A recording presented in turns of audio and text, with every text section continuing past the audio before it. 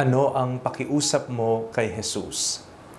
Ako po si Father Fiel Pareha at ito po ang ating segment, ang Daily Devotion, na kung saan tayo po ay magdarasal, magbabasa at magdinilay kasama ng salita ng Diyos sa buong taon.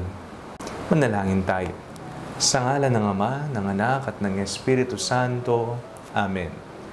Halina, Banal na Espiritu, liwanagan mo ang aming puso at isip nang maunawaan at may sa buhay namin ang iyong salita. Amen. Our Bible passage for today is from the Gospel of St. Matthew chapter 20, verses 20 to 28, and I read it for you. Then the mother of the sons of Zebedee came to him with her sons, and kneeling before him, she asked a favor of him. And he said to her, "What do you want?" She said to him, "Declare to these two sons of mine will sit one at your right hand and one at your left in your kingdom." But Jesus answered, "You do not know what you are asking. Are you able to drink the cup that I am about to drink?" They said to him, "We are able." He said to them, "You will indeed drink my cup, but to sit at my right hand and at my left, this is not mine to grant, but it is for those for whom it has been prepared by my Father." When the 10 heard it, they were angry with the two brothers. But Jesus called them to him and said, "You know that the rulers of the Gentiles lord it over them, and their great ones are tyrants over them. It will not be so among you, but whoever wishes to be great among you must be your servant, and whoever wishes to be first among you must be your slave. Just as the Son of Man came not to be served, but to serve, and to give His life a ransom for many." Ano po ang inyong request sa ating Panginoong Hesukristo? Kung kayo po ang tatanungin, ano kaya ang kaisa-isa niyong kahilingan sa Kanya?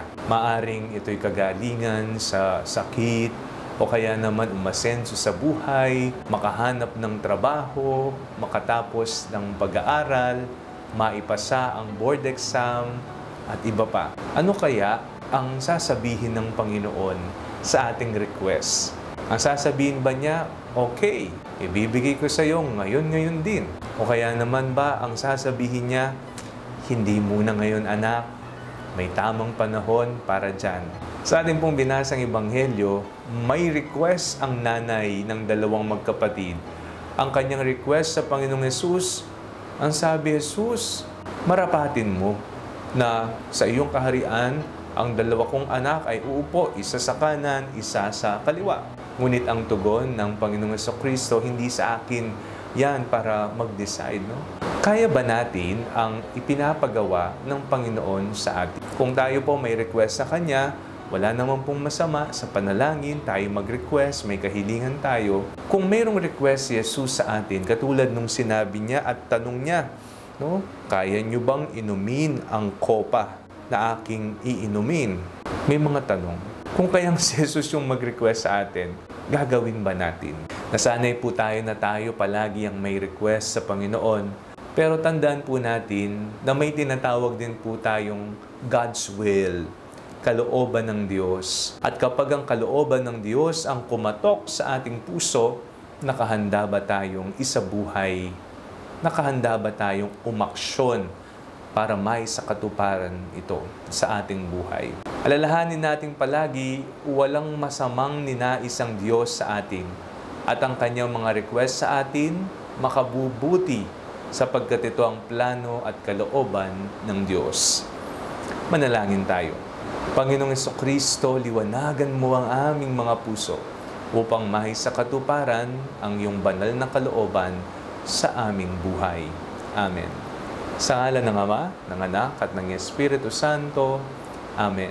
Huwag po ninyong kalimutang i-like ang video ito. Mag-comment po kayo and share it with your family and friends. Ang Panalangin Bago Matulog ay may sariling Facebook page na po. Huwag niyo pong kakalimutang mag-like at mag-follow dito, and do not forget to subscribe to our YouTube channel.